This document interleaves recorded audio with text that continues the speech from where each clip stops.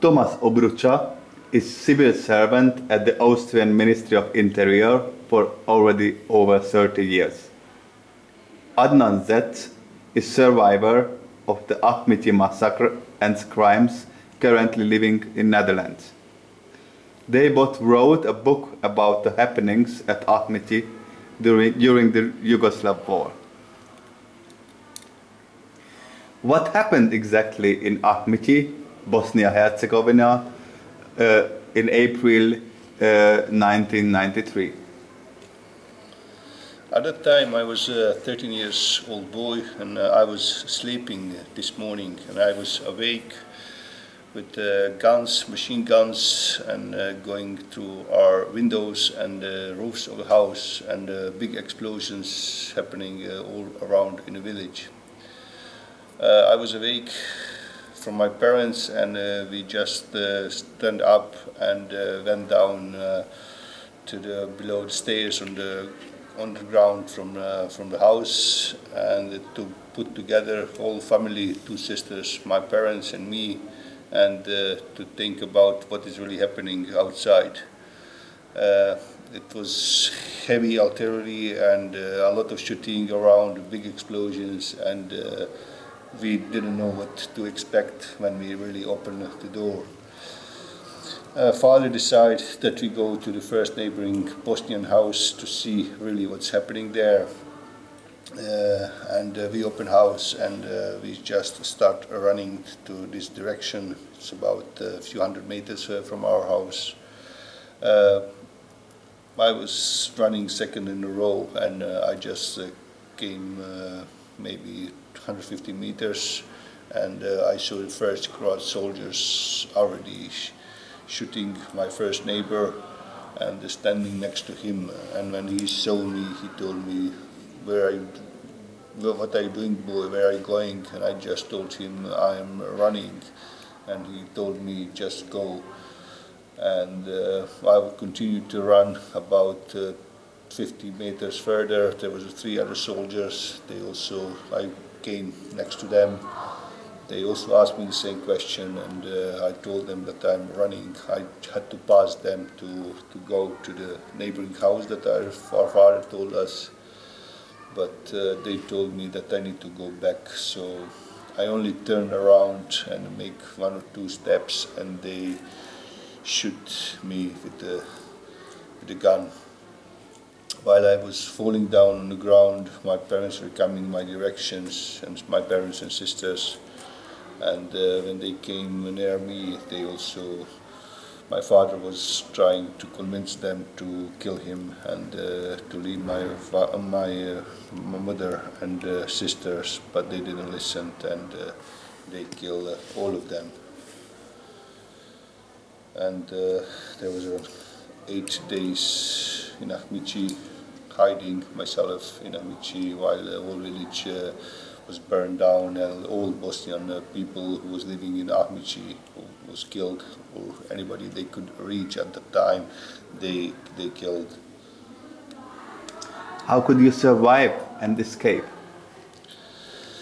Well, while hiding, I was injured in my left foot. I was hiding in a house. I managed somehow to escape in this burned house, and I was hiding there. And at first instance, I was waiting for my parents to get awake, and I couldn't easily accept that really my parents are dead. And when they are really taken away, I received somehow some power in myself to look for a possibility to get somehow out, but I could barely walk.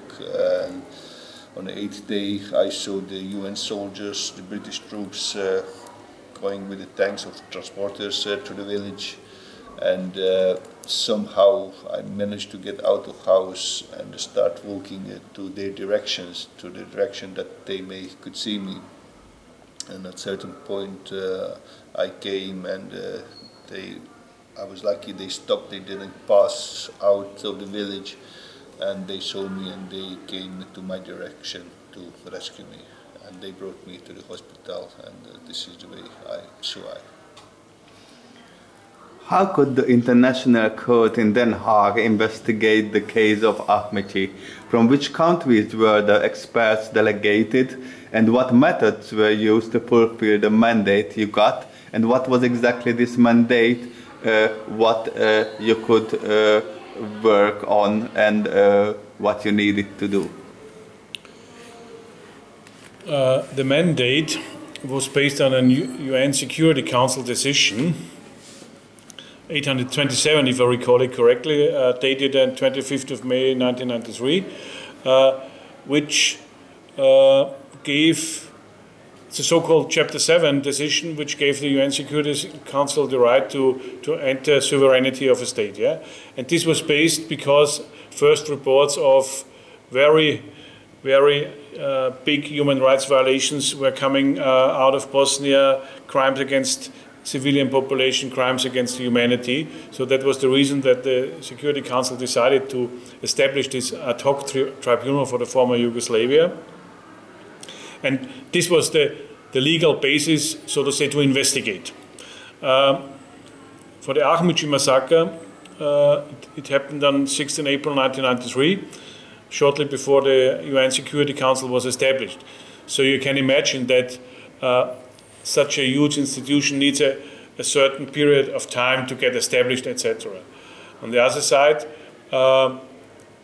first reports were here, and so the tribunal started very early to investigate into these crimes, basically and mostly based on reports from international organizations who were in Bosnia during this time. Because in the very early years, and also I think until the end of the war, it was not possible for the tribunal investigators and prosecutors to go down there. So real field work could only start in '96, before the Blasketstall thing started. It was the first time to go into at the spot of the crime scenes. The employees, or all the people who worked in the tribunal, were recruited from all over the world. There were recruiting procedures established, and they were called, or it was announced to primarily investigator, so with police background, lawyers, especially with criminal law, judges and analysts, and of course the tribunal needed a lot of translators, for example. So they were recruited all over the world, and they were working together in an international team, and there were certain teams throughout the years which were designated to certain cases in the former Yugoslavia. And the last part of your question was, what did we investigate, or how was it kind of, what could we do? Yeah, what were your methods? The methods were, you know, basically in the beginning, the typical method of a criminal investigation, which is seeking evidence based on documentary evidence, interviews, information from witnesses, survivors, etc. So that were the one side. And in media information already at this time, there was media coverage, so we could pull out information from this coverage. And later on, when we were able to go to the crime scenes, of course, then there was investigations, forensic investigations at the spots, interviews at the spots, and later on, if possible, if perpetrators were detained, also interviews with the perpetrators.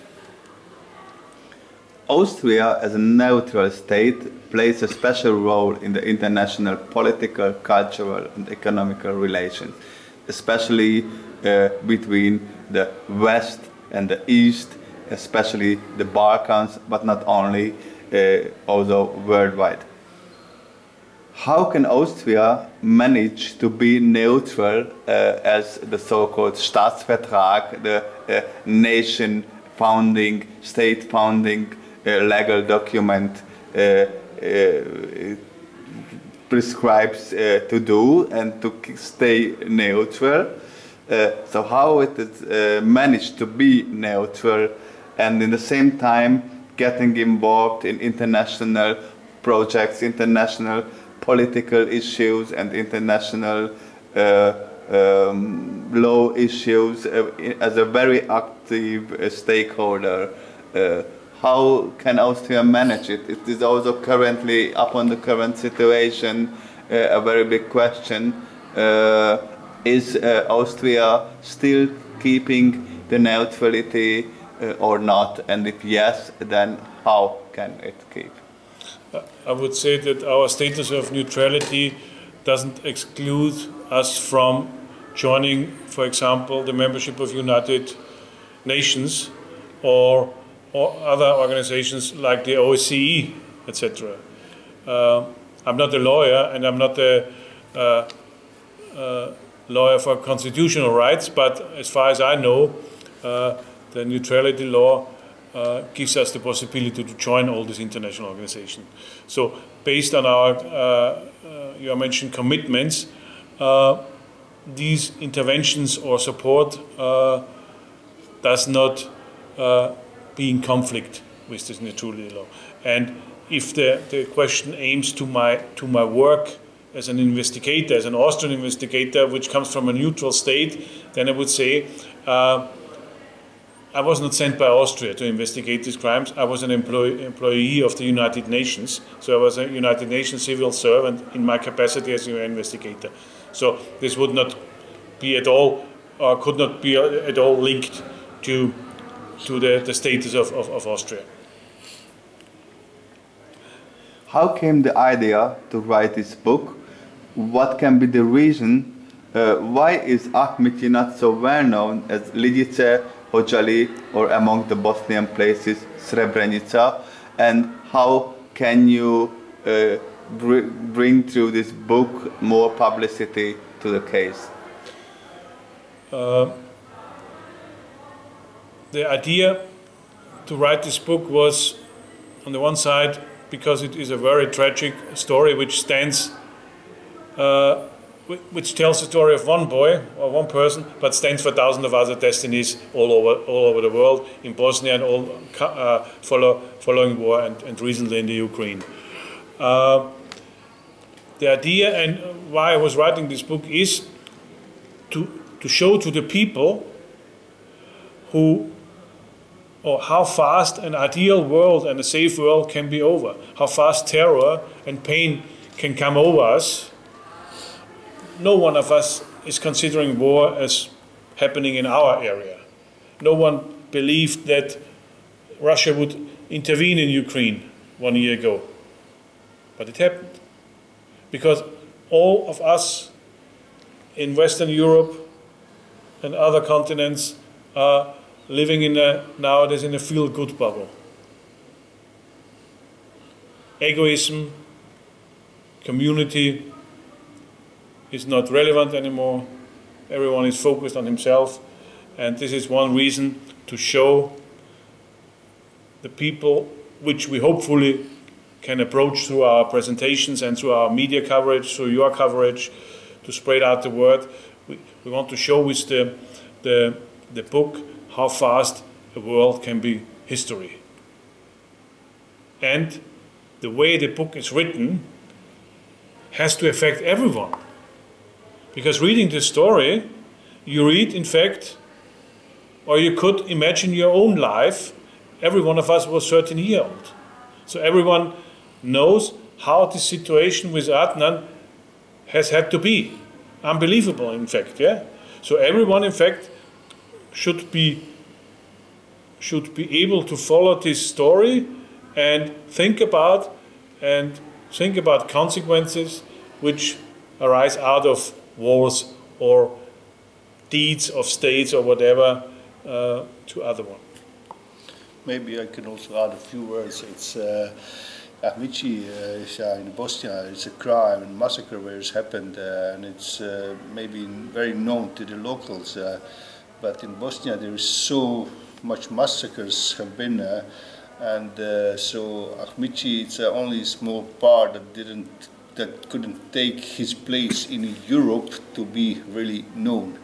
like as you mentioned, the other names, Srebrenica, Prijedor, there's thousands of people killed, and this is also what is getting more attention than the smallest group, as is Ahmici in this matter. Just to get more attention was also part of your question, yeah? Yeah. Of course, it's a very critical book, in fact, yeah? If you see it from a certain perspective. But still, it is very important for us to be more known than yet, because as Adnan said, Ahmici massacre is not well known. Many other massacres are not well known, but through this story, a new light will be shined on this war, and it could be also seen as an example what we have to change to come away from this hated world, which always at the final end, leads into a war. What are your plans for the future? In respect to the book? And generally. Also as a civil servant, also as a private person, and also as co-authors of this book. So as a civil servant, I still have my career ahead of me, so we'll see what it will bring. A few years I have to go. The official retirement age in Austria is 65, so you can count how many years. And as the author of the book, I would say the primary goal is, as we have mentioned in the previous question, to get more attention in Austria and Germany, in the international community at all, because the subject is worth to be discussed and to be known to normal people, not only to international community who were involved in this area of work. So this would be a final goal for me to go further with my presentations and readings and make it more publicly. And for me, of course, this is just starting and being more publicly and awareing people what really happened in Ahmici, and to try to bring this story to people to accept what really happened and to try to work with it for the better future.